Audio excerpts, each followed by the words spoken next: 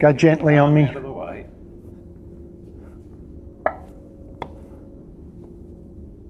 I think that's probably enough. All right, what happens when I bring the weights in? Ah! That's going in the outtakes. All right, well, okay, this time I won't say that's going in the outtakes. I'll just run with it, okay? Hang on, let me just get... Go in the opposite direction. That's better. Now, what's going to happen when I bring the weights towards my body? Oh, has anyone got any Stemetil? Oh, yeah. All right, what's going on here? And when I put them back out again, it slowed down. Did I put them back out again? No, but can you cut it? Will it fit together given that I've been moving around? All right, what do you think is going to happen when I bring these two weights close into my body? Once more.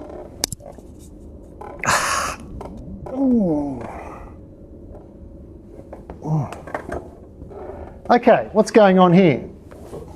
Now, scientists have an expression, angular momentum.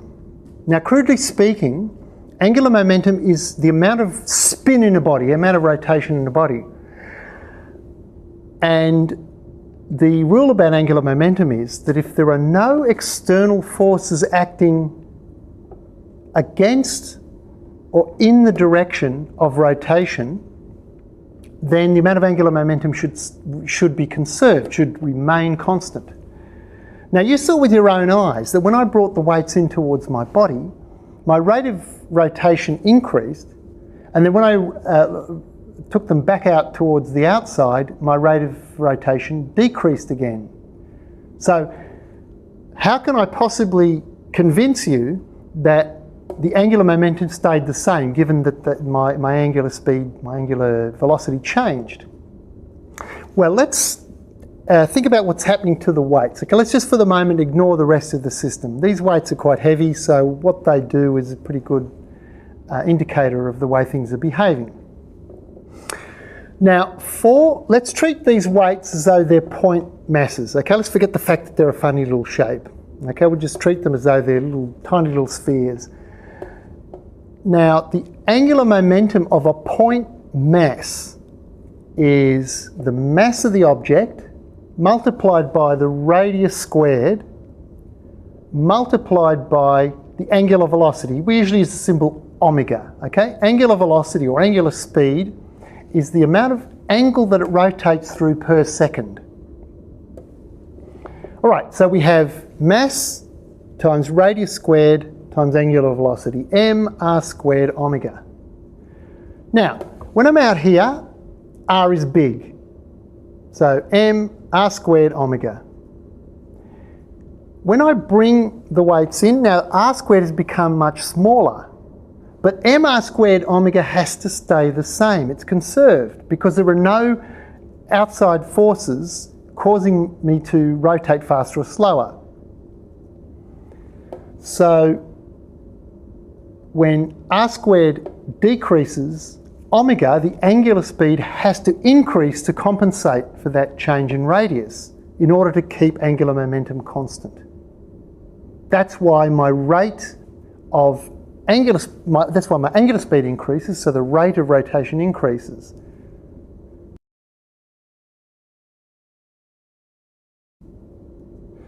Now, I forgot what I was going to say next. What was I going to say next? Let me just stop it for a sec, because you don't need to record me checking the internet.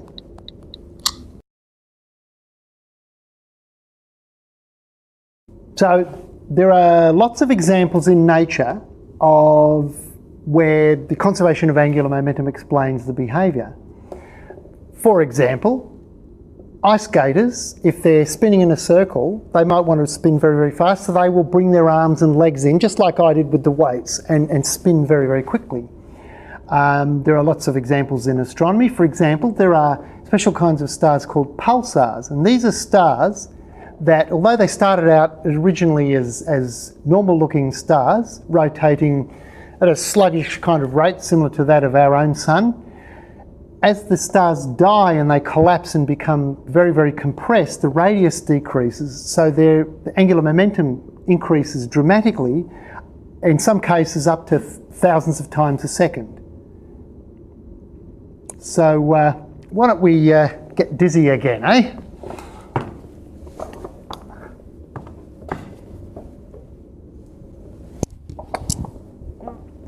Has anyone got any Stematil?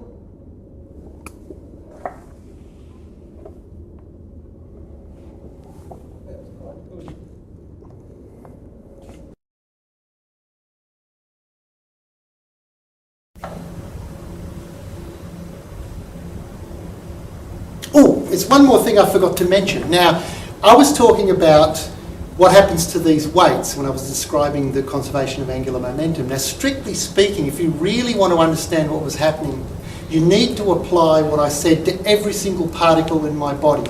So really what you need to do is you need to add up the angular momenta of all of the particles in my body in order to get the right answer. But we'll leave it at that.